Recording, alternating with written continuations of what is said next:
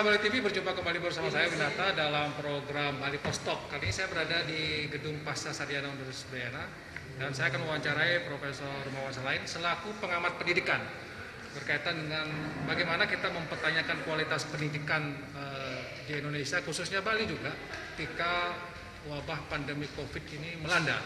Dan banyak anak-anak yang harusnya sekolah, tidak bisa sekolah, dan bagaimana kualitas pendidikan kita ketika sistem pendidikan kita menggunakan sistem virtual. Kita sapa dulu Prof. Rumawan. Om Swastiastu, Prof. Om Swastiastu. Gimana kabarnya, Prof? Kabar baik. Sehat ya, Prof? Alhamdulillah. Berkat doa restu.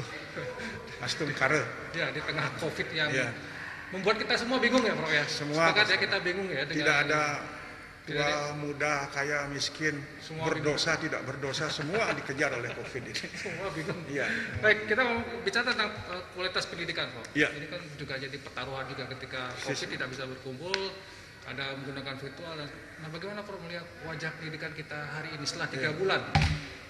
Ya, ini COVID melanda. Bali TV ini proaktif nih menanyakan kondisi baru situasi 3 bulan. Saya sudah diminta untuk mengevaluasi kondisi pendidikan di katakanlah secara nasional maupun lokal ya. Memang sulit untuk mengukur perjalanan mengevaluasi pendidikan dalam 3 bulan ini, tetapi mungkin sudah bisa kita prediksi bahwa dalam 3 bulan ini yang banyak mendapatkan pembicaraan di masyarakat, di media dan yang lain-lain itu adalah bagaimana peran orang tua itu menjadi sangat sibuk ketika sistem pembelajaran itu tidak lagi tatap muka di kelas tetapi menjadi sistem online. Syukurnya kita berada di Bali, kita katakan di Denpasar ini khususnya, di mana media-media untuk online itu cukup baik saya kira dan cukup merata dan bahkan mungkin hampir semua masyarakat punya itu terjadi proses itu. Tetapi yang mungkin menjadi kendala selain kesibukan orang tua yang harus berbagi untuk memfasilitasi kepentingan anak-anak, tentu ada hal-hal yang memang tidak mampu dilakukan. Khususnya misalkan bagi anak-anak murid yang orang tuanya putus kerja. Dan yang lain-lainnya, sehingga maaf, jangankan beli handphone, beli pulsanya menjadi permasalahan, walaupun mungkin persentasenya kecil, tetapi persentase kecil ini mesti harus kita pertimbangkan untuk bisa mendapatkan pemerataan. Kan kunci daripada Undang-Undang Sisdiknas itu adalah kemudahan dan pemerataan akses pendidikan. Kemudahan akses pendidikannya salah satu ketika proses belajar mengajar ini berlangsung selama COVID ini. Dan saya mengatakan tadi bersyukur kita berada di Bali dan di pusat di kota Denpasar pendidikan. Kalau kita lihat kemudian secara nasional, mungkin yang kita dengar berita Jakarta, Surabaya dan Jogja atau Semarang, tetapi kita tidak pernah dengar bagaimana misalkan di Indonesia Timur, di mana jangkauan internet itu tidak sebaik di tempat kita, sehingga pertanyaannya ngapain lalu anak-anak murid itu? Nah, kalau kita bilang misalkan di atas bilang gaya online, komputer tidak punya, jaringan listrik ada yang tidak punya, apalagi internet. Sehingga dengan demikian berarti ada lag, ada putus indoktrinasi atau keputusan pemerintah untuk melakukan pendidikannya secara online. Ini yang menjadi masalah.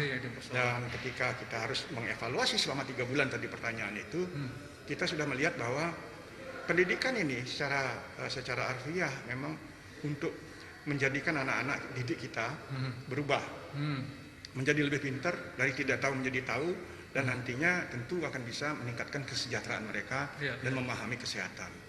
Nah, dari sisi itu kita lihat bahwa jikalau kita lihat dari segi elit politik, ini berarti kan ujian yang berat karena menteri kita yang begitu eksploratif dan reaktif untuk membuat program baru di dalam pendidikan ini akhirnya memang harus tarik ulur di dalam keputusan, seperti misalkan mau membuka kelas sekarang. Lalu ada upaya untuk mendapatkan petisi sampai 37.000, berapa puluhan ribu lah, ratusan ribu mungkin, untuk meniadakan. Untuk menolak gitu ya? Menolak itu. Pembukaan sekolah lagi. Ya saya kira ini riskan. Ini riskan, jadi oleh karena itu jangan buru-buru mengambil keputusan, sehingga dengan demikian pemahaman dalam tanda petik ini kepentingan politik di dalam pendidikan ini menjadi suatu hal yang memang harus direduksi agar tidak merugikan masyarakat secara umum. Nah, lalu kalau Win tanya ke mas saya, bisa nggak kalau kita buka sekolahnya setelah masa COVID ini gitu misalkan nanya. Katanya masuk ini normal. Iya, ini normal, sekolah lagi. Ada penjadwalan katanya ini sudah direncanakan, masuk setengah, libur setengah. Masuk 2 minggu, libur 2 minggu. Iya. Gimana ini Prof? Ya, ini implementasinya kira-kira seperti apa?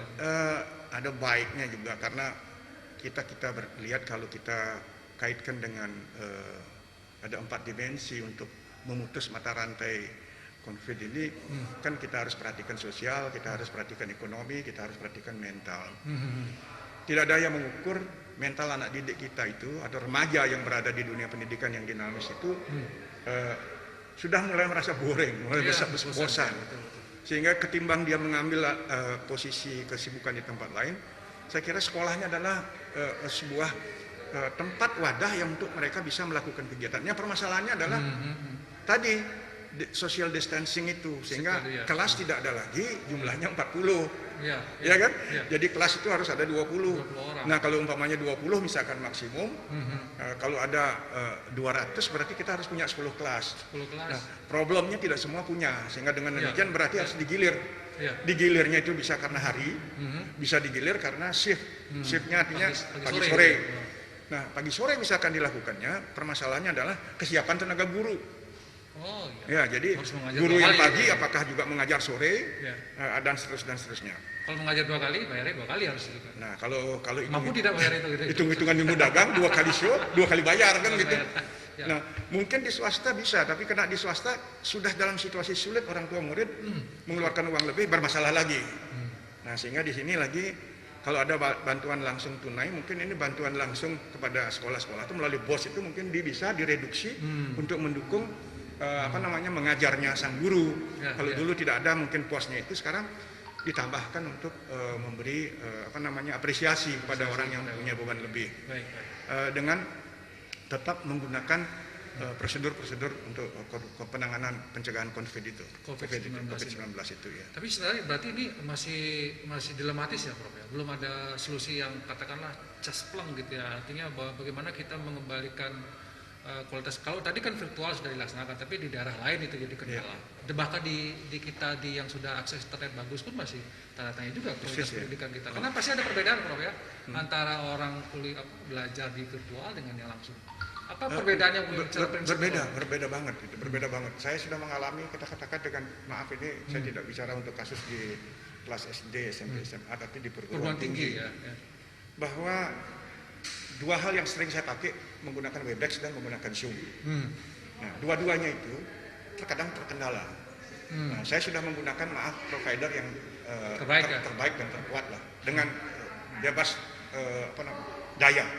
Artinya giga saya free, nanti tinggal bayar aja. Nah, sehingga dengan demikian saya memudahkan untuk melakukan komunikasi. Tetapi di dalam perjalanan sering tidak ada interaksi, artinya wajah yang berbicara dengan saya tidak tampak, atau wajah saya juga tidak tampak, dan sering wajah gurunya atau dosennya tidak tampak di depan mahasiswa. Nah, dan mereka mendeklar sinyal yang Bapak punya tidak kuat. Yang kedua, mereka presentasi gambar.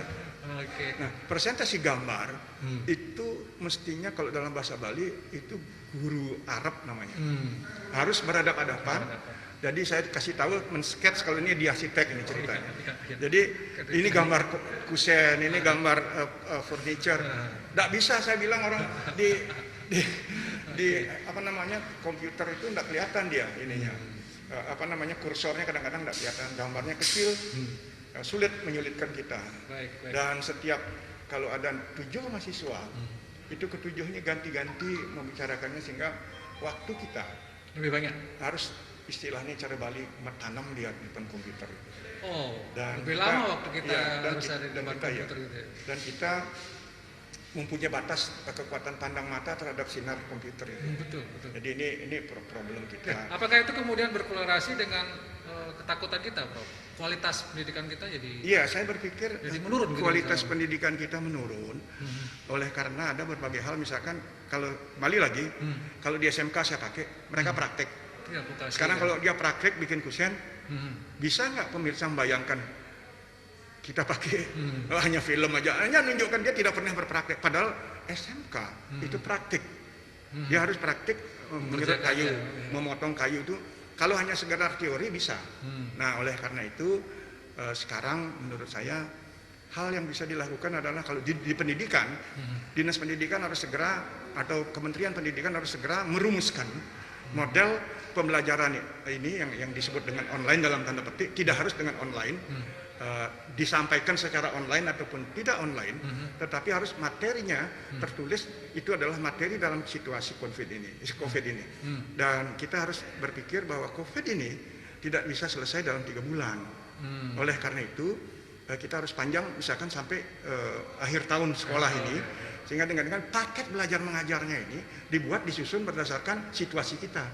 Nah, di sana misalkan ada praktek membuat kusen kalau STM, apa yang harus dikerjakan oleh dia dan dia ditulis dan apa hasilnya. Jadi seolah-olah dia melakukan riset, dilaporkan di lapangan hasilnya apa. Anak-anak kimia misalnya atau masak ini membuat itu tidak cukup dengan potret, mohon maaf ini. Anak-anak bisa aja beli dari restoran, taruh di potret, dikirim dan itu dipercaya ini.